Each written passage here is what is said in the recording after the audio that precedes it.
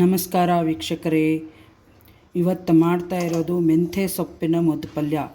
ಈ ಲೋಟದಿಂದ 2 ಲೋಟ ಬೇಳೆ ಹಾಕಿ ಒಂದು ಅರ್ಧ ಅವರ್ ನೆನೆಸಬೇಕು. ಆಮೇಲೆ ಅದನ್ನು ಬೇಯಲಿಕ್ಕೆ ಕುಕ್ಕರಲ್ಲಿ ಇಡಬೇಕು. ಅದು ಒಂದು ಸ್ವಲ್ಪ ಚೆನ್ನಾಗಿ ಹಣ್ಣಾಗಿ ಬೇಯಬೇಕು. ಬೆಂದ ಮೇಲೆ ಆಮೇಲೆ ಮೆಂತ್ಯ ಸೊಪ್ಪು ತಾಳಿಸ್ಬಿಟ್ಟು ಅದರಲ್ಲೇ ಹಾಕಿ ಕಾಯಿ ತುರಿ, ಹಸಿಮೆಣಸಿನ್ಕಾಯಿ, ಕರಿಬೇವು, ಕೊತ್ತಂಬರಿ ಪ್ರತಿಯೊಂದು ಹಾಕಿ ಕುದಿಸ್ಬೇಕು. ಅರ್ಧ ತವಲಿ ಎಣ್ಣೆಗೆ ಸಾಸಿವೆ ಒಂದು ಸ್ವಲ್ಪ ಚಟಪಟ ಅಂದ ತಕ್ಷಣವೇ ಜೀರಿಗೆ ಮತ್ತು ಕಡಲೆಬೇಳೆ, ಉದ್ದಿನಬೇಳೆ,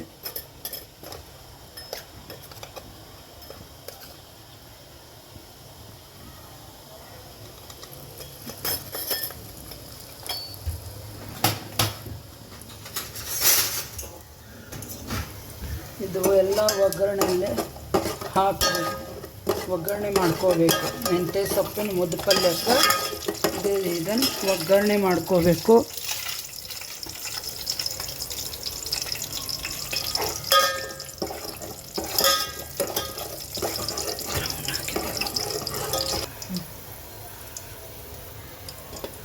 ಇದು ಕರಿಬೇವು, ಹಸಿಮೆಣಸಿನಕಾಯಿ,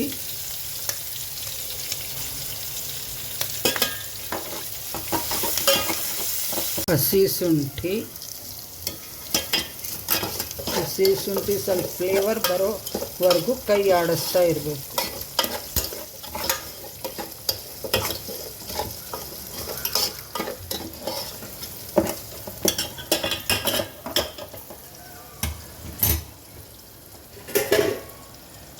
ನಂತರ ಮೆಂತ್ಯ ಸೊಪ್ಪು.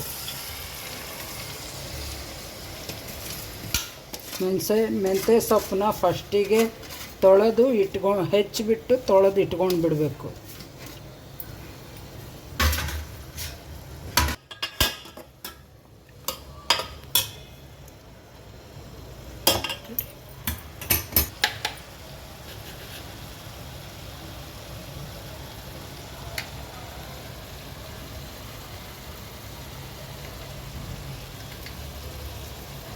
ರುಚಿಗೆ ತಕ್ಕಷ್ಟು ಉಪ್ಪು, ಕಲ್ಲುಪ್ಪಾದರೆ ಚೆನ್ನಾಗಿರುತ್ತೆ.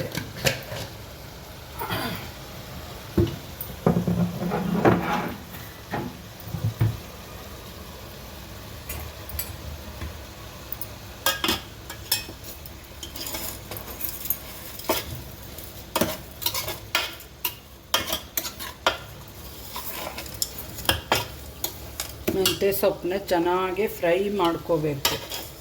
ಸ್ವಲ್ಪ ಸಾಫ್ಟ್ ಆಗಬೇಕು ಮೆಂತ್ಯ ಸೊಪ್ಪು.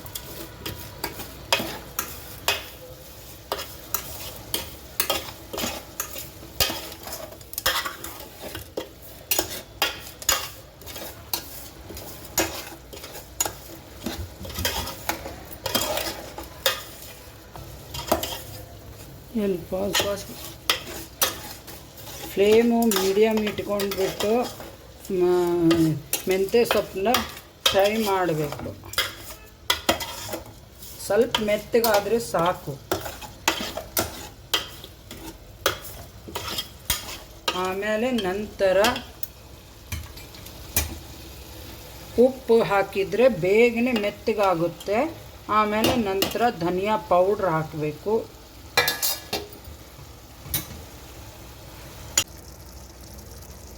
ಈ ಥರ ಹಣ್ಣಾಗಿ ಬೇಯಬೇಕು ನೋಡಿ.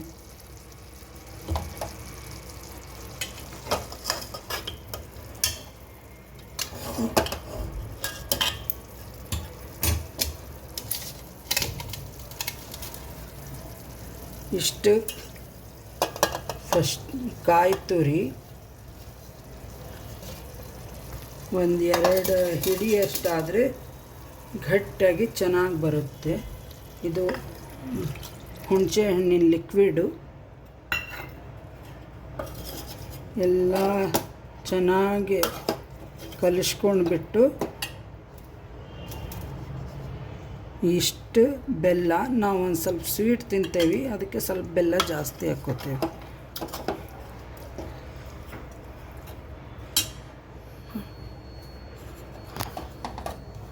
ಆಮೇಲೆ ನಂತರ ಇದು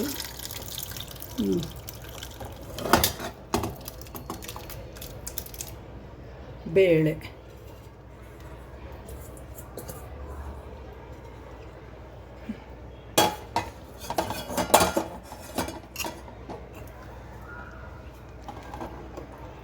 ಇದು ಚೆನ್ನಾಗಿ ಕುದ್ದು ಗಟ್ಟಿ ಆಗುತ್ತದೆ. ಅನ್ನಕ್ಕೆ ಬೇಕಂದರೆ ಸ್ವಲ್ಪ ಲಿಕ್ವಿಡಾಗಿ ಇದ್ದರೂ ಚೆನ್ನಾಗಿ, ಅದರ ಅನ್ನಕ್ಕೂ ಗಟ್ಟಿಯಾಗಿದ್ರೇ ಕಲಿಸ್ಕೊಳ್ಳಿಕ್ಕೆ ಚೆನ್ನಾಗಾಗುತ್ತೆ. ಇದೇ ಮುದ್ಪಲ್ಯ. ಇದು ಬ್ರಾಹ್ಮಣರ ಶೈಲಿ ಮುದ್ಪಲ್ಯ.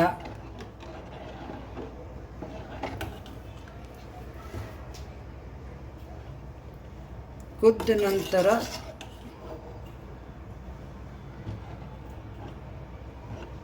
ಗಟ್ಟಿ ಆದಮೇಲೆ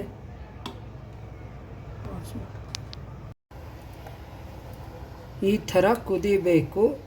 ಕುದ್ದ ನಂತರ ಈ ಥರ ಗಟ್ಟಿಯಾಗುತ್ತೆ. ಆರಿದ ಮೇಲೆ ಸ್ವಲ್ಪ ಇನ್ನೂ ಜಾಸ್ತಿನೇ ಗಟ್ಟಿಯಾಗಿಬಿಡುತ್ತೆ.